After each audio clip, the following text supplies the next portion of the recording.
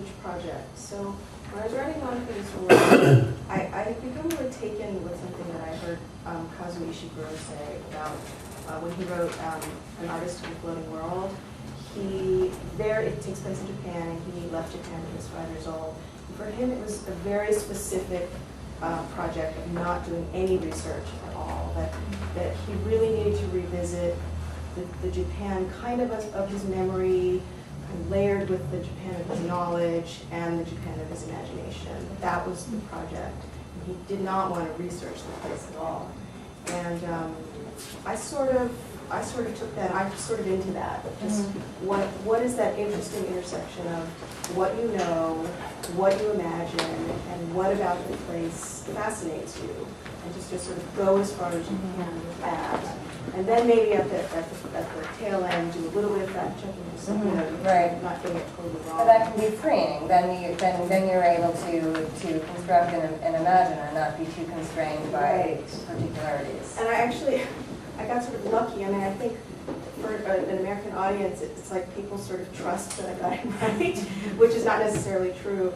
Instead of in New York, you're in more trouble. Right. It was good to know. My mother read it, so that people read it. They're like, oh yeah, it feels pretty real.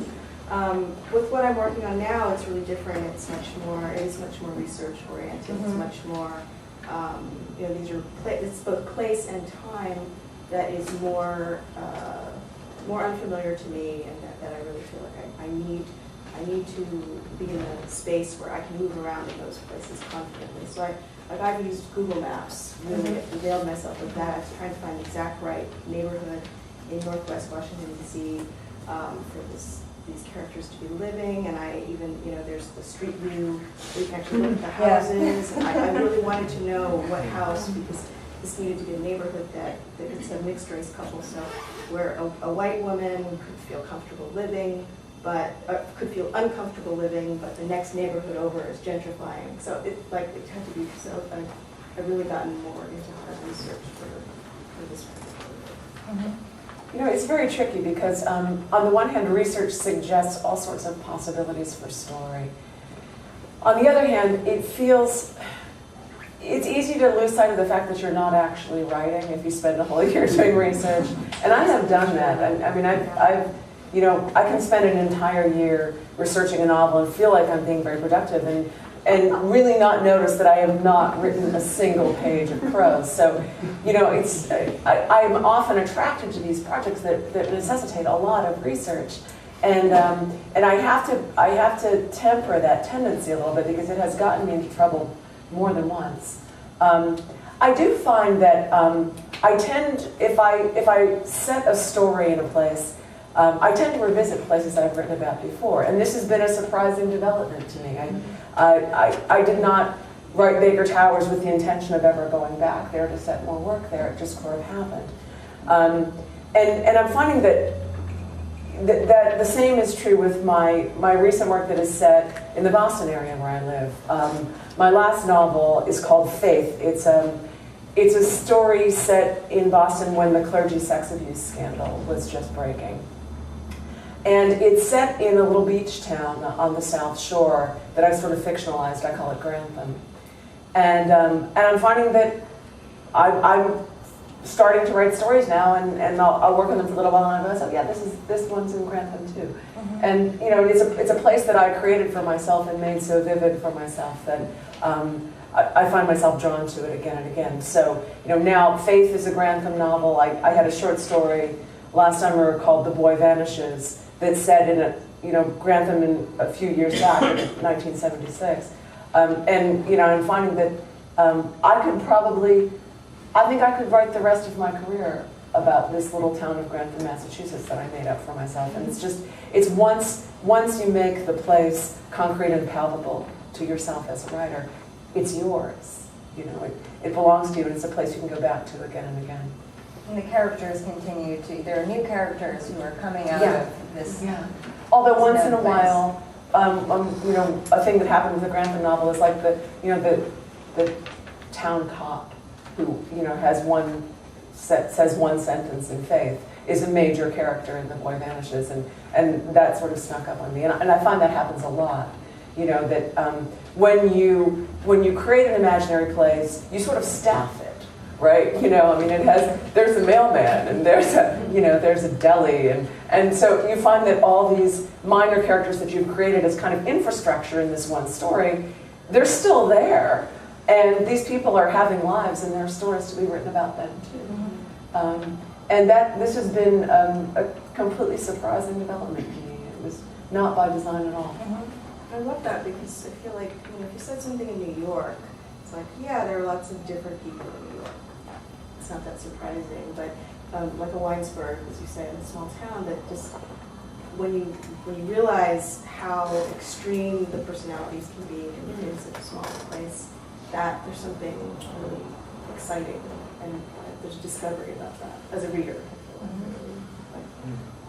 And we've been talking about places that are, even if they're imagined, they're based on real places, or they're places that a contemporary audience would recognize because they bear, these are places you've seen, but imagine change for your own purposes. There are some crucial characteristics that are important to recognize: the openness of the space or the smallness of it. And so I'm interested in completely imaginary places. So Hari was mentioning a story that is in the future. So I wonder if you could mention a little bit about constructing these imaginary places. What kind of rules or do you put into place? How do you decide what details to give? I mean, in a way, that the story in the future that you mentioned probably isn't a good example because it's London, and it's you know, and it has that. It's a sort of like London after some massive disaster. So there, it's one of those. It's the remains of you know, so it's the West. familiar, defamiliarized. You know, the bit at the end of the Planet of the Apes, where the Statue of Liberty sticking Right. out through the beach. Right. It's that particular kind of relationship to a real place, but. I mean, I've noticed in my books there's a lot of kind of fancy architecture.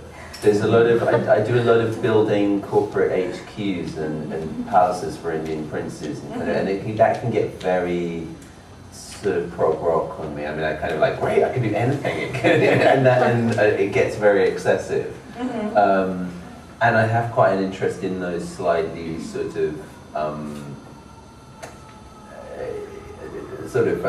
you know, Piranesi like mazes and spaces that have a kind of sort of sublimity to them, where they might kind of regress infinitely, and I'm quite interested in that sort of idea. But yeah, I mean, Is basically, that because it affects the characters in a particular way, or it just creates a sort of dizzying atmosphere for the reader? Is there what do you think is the drive or the interest in those?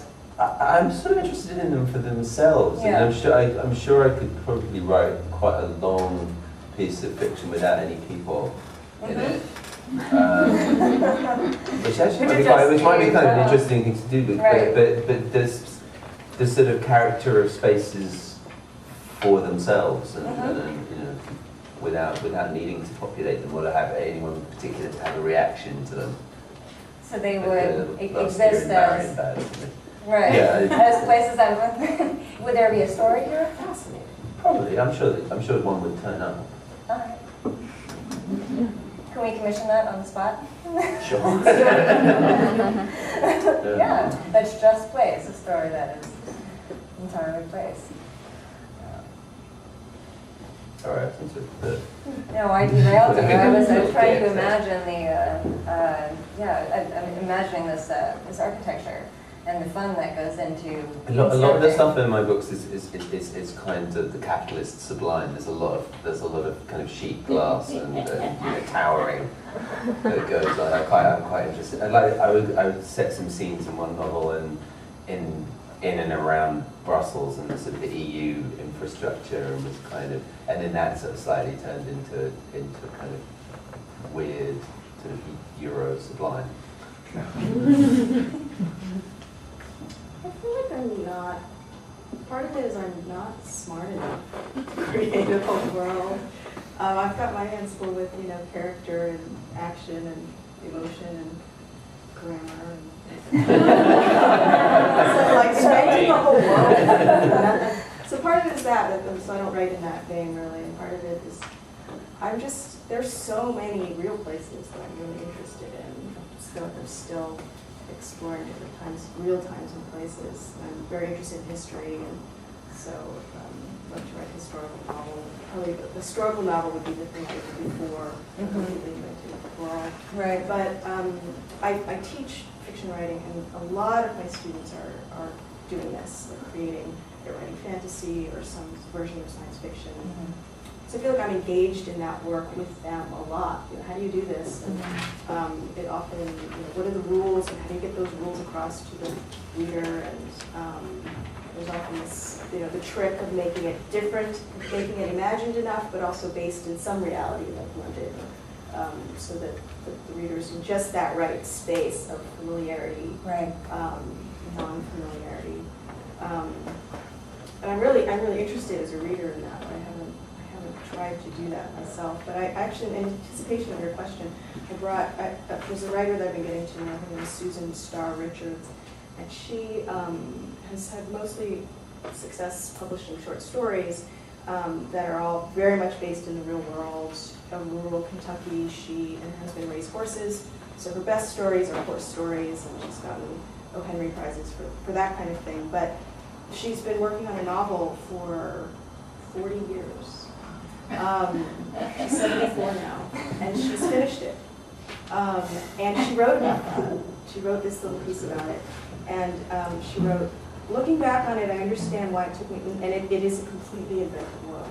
So she said, looking back on it, I understand why it took me so long just to get started on this book. I was making the whole thing up. And it's not a simple world. This is not your basic coming-of-age in Brooklyn novel. It's not even an Arthurian period piece set in medieval England or Roman Britain. It's not about mythology. It is mythology. It all had to appear on its own. I have no specific reference for the world or the characters. I knew they were alive somewhere, already doing something, but I had to live with them for years and years before I could see exactly where they were and what they were up to.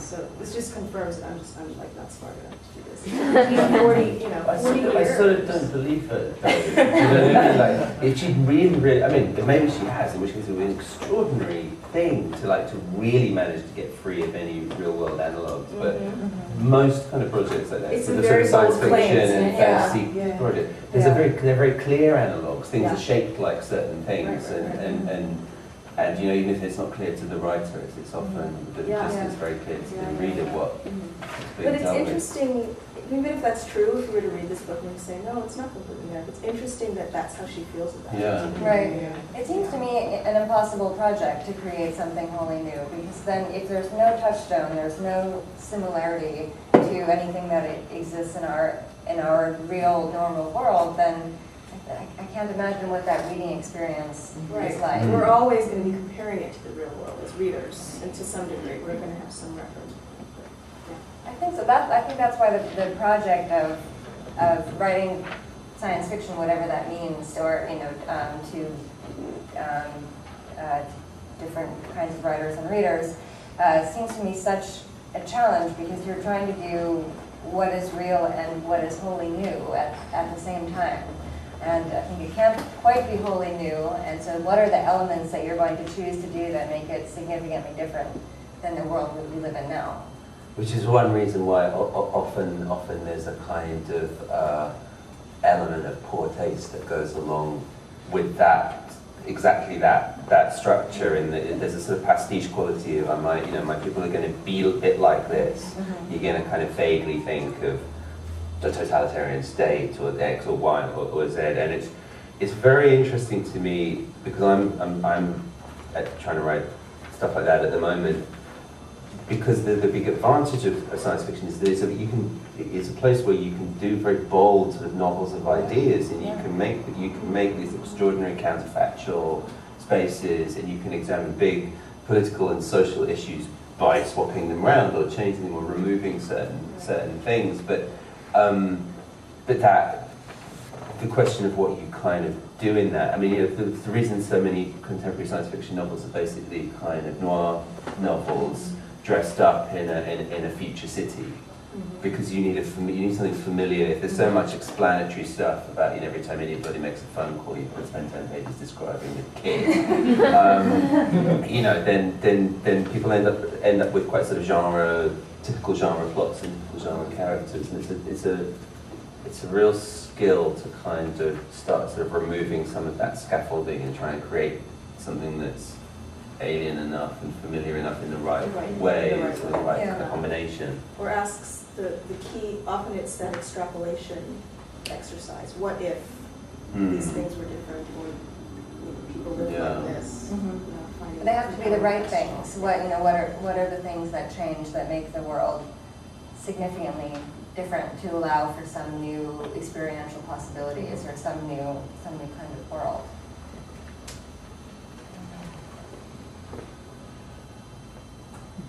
I think I have made you guys talk quite a lot, and now I'm going to see if there are any questions about science fiction, real places,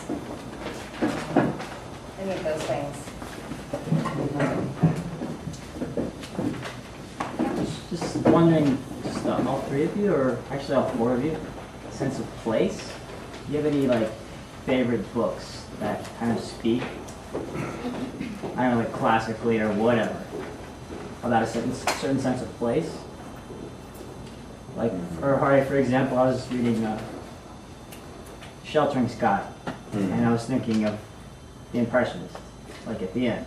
Right. So it's sort of like that, you know what I mean? That Sheltering Sky is clearly a book where somebody's become very invested in that distance and the sort of absence of almost anything in the space, and it's extraordinary in that book. I'm trying to think what we get blank. Somebody else says something. Well, the writer I go back to always is Faulkner. And I suppose with projects as well. Those Faulkner novels, they sort of function as a fresco in a way. They're kind of these kind of works of art on their own, and yet they're interlocking in a way. And you can read his whole career as this kind of elaborate series of frescoes. And it's the place that he writes about, Yucatan County, and Jefferson, his sort of invented city. It was real and it wasn't. It borrowed heavily from life, but it was different enough that he renamed it and sort of, over decades gave it its own geographical features and its own kind of. So I don't think off the top of my head, I can't think of another novelist who did that so fully and so obsessively over so many wonderful books. I'm very interested in cities, and I was just sort of scrabbling around for a good answer for you. I kind of think about how much I learned about Los Angeles from reading Chandler, and and that's very, very much about the disposition of space and about because he's always entering places that the detective is always entering places that he doesn't know, and has to kind of make quite quick assessments of even physically where somebody behind the door, but more kind of generally what sort of social place is this, what kind of people are here, what could happen in such a place. And there are endless scenes where he walks into rooms where he doesn't really understand the terms. And I think that still seems to happen to me in LA a lot. I find myself in rooms in LA and I have no idea why the most powerful person here is the hairdresser. He seems to be. It's very mysterious to me. Right. A favorite of mine is Housekeeping by Marilyn Robinson. So you go opposite from city, go isolated, rural. You have domestic space and wild mountains, and the interior and the exterior in that book, I think, are evocative in both those ways. Yeah, I'm also interested in not cities, which is probably maybe because I live in a city. And so, like Annie G's Wyoming stories, Winesburg, Ohio is one of my favorite. Willie Gay, for some reason drawn to these sort of rural. I don't know why I feel like those are more authentic senses of place. I think it's like self-loathing about urban. I think it's a trick to think that. I mean, I think that typically Sense of Place has sort of meant these sort of more rural kinds of areas. It's a little romanticized on my part, I would say. I know I have similar tendencies to some extent. So thinking about cities or urban environments and how that creates shared and interlocking senses of places is interesting to me. Yeah, I'm curious how you as authors and separately as storytellers feel about conveying a sense of place or geography, and I think of those as being two different things, using non-text-based media. You mean by that? I mean pictures. You've talked about it doesn't have to be just still images. Yeah. It can be your hand-drawn maps, it can be renderings, it can be video, it can be panoramics, all kinds of different things, and more things that are being developed yet. But it's not pure written word, like, I'm sure Faulkner would be appalled, right?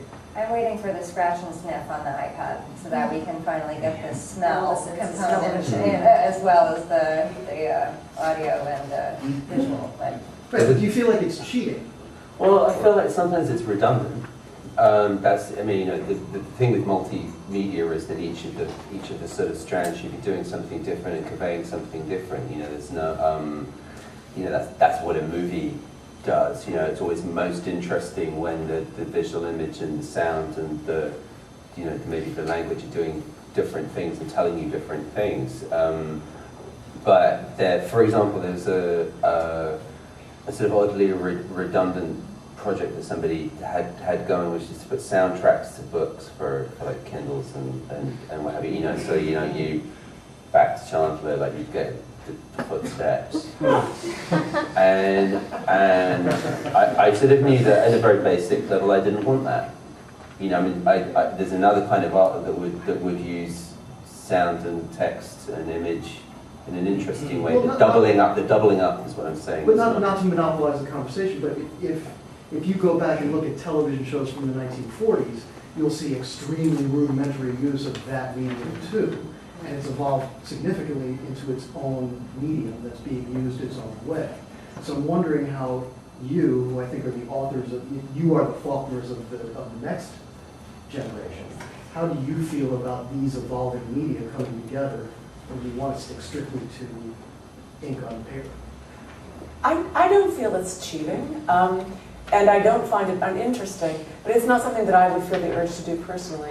I think because it is separate from language, it's not the thing that gets me jazzed artistically. And I think that's not an uncommon sentiment among writers. I think there are other artists who can do that. Some of whom are maybe writers as well. I'm not both. I'm not a visual artist. I'm not a photographer. I'm not a filmmaker. I can appreciate those things, but I don't have that creative urge myself. That's not something that would speak to me. I think like anything, like all technology that's upon us, it can be done well and it can be done poorly. I think it's exciting. I think about the New York poets and kind of that painters and poets collaboration with Ashbury and Larry Riversmill. I thought that was very interesting and exciting. I think Footsteps in a Chandler book. So personally for me as a reader and writer, I'm the same. I can't stand a book that has the movie poster on the cover because it just ruins it. There's something about it that it makes the experience just flat.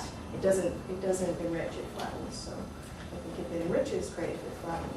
Isn't that more because you don't want to be thought of on the subway as the sort of person who's reading Anna Karenina because you Well, I think there can be the situation of providing too much. And one of the joys of reading is that you have this imaginative component that's constructing a world as you go along. And if you have too much input and you have audio on top of video and you're sort of being given everything, then the joy of reading diminishes a little bit. I sometimes think that. So yeah, white space is interesting, and you know, silence is interesting, and actually often that's where most of the creative work gets done. Because an example I often use is when I was starting to write a piece of historical fiction, I went back looking for good examples, and I remembered that the Pat Barker Regeneration trilogy had seemed to me very fully imagined and incredibly specific and deep, and I went back to those books and was kind of shocked that she uses almost no period detail, and I'd overlaid this myself completely because I trusted so completely in her, the reality of her world, and she's done her research. She knows every damn thing about the First World War, but she stripped it all away, and that gives you, you know, all she has to do is point towards something, and you fill it in, and that's very important about the experience of being a reader, which is that you are collaborating to make meaning in the text.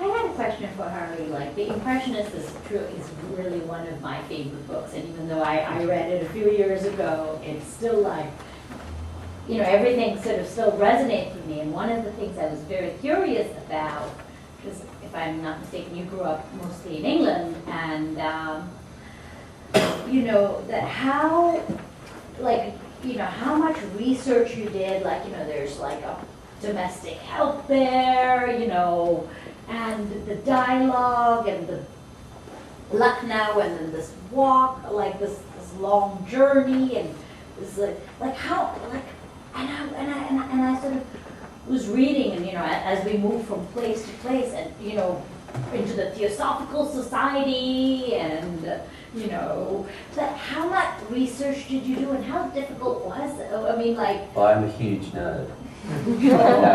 That made, I mean, I do like research. You know, I know a lot of writers who really don't like that sort of thing, would rather make a kind of work that doesn't require that. Whereas for me, a lot of the reason to go into something is to have an excuse to kind of find out about a particular area of experience. So, but you know, things like the Theosophical Society and a lot of things. Once you have a kind of engine for the book, once you know, you have a way of telling what should be in this book and what should be not in this book. Often it becomes very clear what you need to know that you don't already know. And in that novel, I had a character who's passing for white, but is actually an Indian character. And the Theosophical Societies in Bombay at that time in the 1920s were one of the few social spaces where English and Indian people could socialize on terms of equality. So it's a hybrid space. It was immediately that became clear that was something that I would want to be thinking about. But even like the battles, you know, within it, and the gossip, and you know, I was wondering, is that like, is authenticity ever a concern? Like, you know, like does, if somebody, you know, I don't know, 120 years old, was reading it, like, would it ring true, or is that really not a concern? I mean, to me, it seems hugely authentic. As writers, we traffic in what Stephen Colbert calls truthiness. You know, and it's, rather than the actual accuracy of the material, it's much more the kind of that sense of experiencing accuracy that you're trying to generate. And that's what I love as a reader, that kind of moment where you sort of vertiginously think, my God, I believe this is real, this is a, you know, I mean, again, think of it, it's always most sort of visible in historical fiction. I mean, you think of Hilary Mantel very successfully imagining the court of Henry VIII, and of course, you know, you think about a lot of the choices she's made to do that. She's trying to find a language that's modern enough for a contemporary reader to not be kind of, you know, filled with sort of a nonny, and yet which somehow conveys the alienness in time of the distance and time of those characters. And so there's nothing accurate about any word that is out of anyone's mouth in those books, but they feel like you're in there, and that's that's a much more difficult trick than I think people realise to bring off, and you know, that's why I think she's being lauded as she is. Truthiness. That's the word I'm going to go by. Thank you. Maybe one or two more questions? Is there one here? Actually, Hari kind of answered it, and Sonya answered it a little bit, but sort of how do you reconcile the truth in, and like when you're writing about a world that actually exists and you're creating your vision of this world, is there any fear that people are going to call you out on that? Like, Well, they do. I mean, you get letters. that helps a lot. Yeah. I feel like maybe it's different with each project, again, the degree to which the author feels fidelity to that kind of factualness. But I feel like most writers generally lean one way or another as far as what kind of license they feel they have. This is just a goofy television example, but I remember hearing Aaron Sorkin talking about the West Wing, and there's a lot of authenticity there, but there was some scene where a Secret Service guy, the vice president hands him an umbrella, and he holds it over the vice president, and he says, a Secret Service guy would never have something in his hand. He would never do that. But the way he was holding it, and the light, and the dark shadow, it was just so, you know, he loved it. He's so he went with it. And I think we maybe have some sense of which way we would decide. There are aesthetics as well. I mean, it's not always either or, but sometimes it is. What do you think? It says that we're talking here. It seems to me like about spaces and places being transportable. You know, through words, language, impressions. You know, experiences, quasi or otherwise, and you know, we've got all this media and everything, but no one, I don't think, has mentioned. You know, 200 years ago, people would think about places being much more specific on a spiritual level. Like, like maybe a year ago read Leslie Silka's Ceremony, and you know, that's almost like an echo of like a much older way of relating to a place. So, I mean, I haven't heard any conversation about, you know, like the spirits of the place or anything like that, and I'm just thinking, well, what does that say about where we are now in the place? Because we've come a long ways. Is everything transportable? Is it all personal? I mean, I'm very conflicted about exactly that idea. I know that book. I know, but it's, at the same time, you know, there's a terrible trouble that happened in Europe a while ago with authenticity and blood and soil and the necessary connection of people to a spot on the earth. Yeah. And you know, and I sometimes joke that I'm the most inauthentic person I know. You know, I'm the product of successive waves of migration, and I'm sometimes made to feel that I have a lack as a result because I fail to have such a necessary connection to a particular place.